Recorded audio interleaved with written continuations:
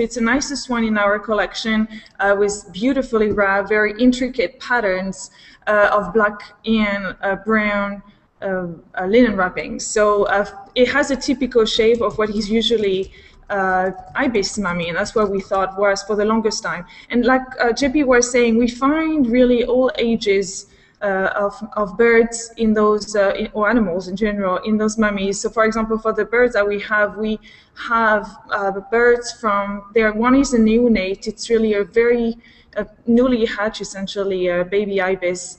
But we also have juveniles. All their bones are not fully calcified yet, and we also have adults.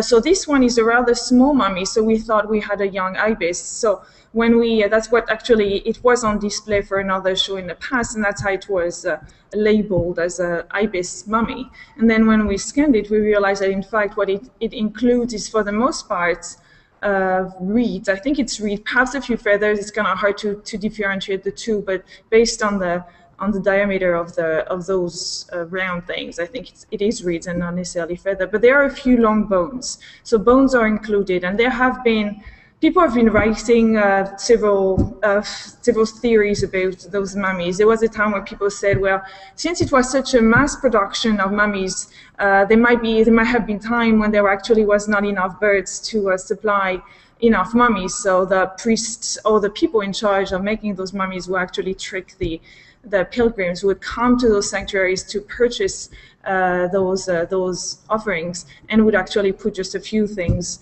in a few bones or a few whatever they would have around, essentially, to make a nice mummy. And then more recently, people have, especially, and for the case of birds, it might be different for other animals, because they were also, like JP showed, crocodiles, there were dogs, there were cats, there were all sorts of animals mummified.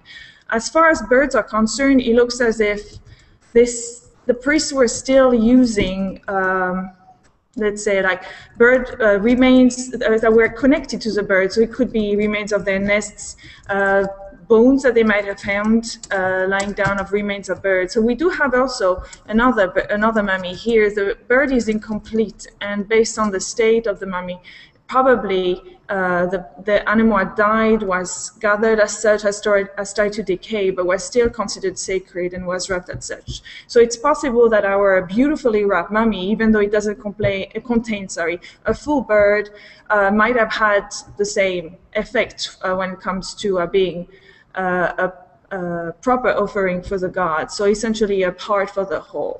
So that's the latest theory, but some people will still say that, you know, some priest was trying to make more money with what they had and try to supply as many mummies as possible. So we do have texts actually saying that some people working in bird sanctuaries were not treating the birds, or were not doing exactly what they were supposed to do. So both theories it might be a combination of both. But definitely, you're very right, Chad. The nicest mummy we have, the outside look of it doesn't give you an exact idea of what you're going to find inside. So CT is wonderful to be able to figure out exactly what's going on.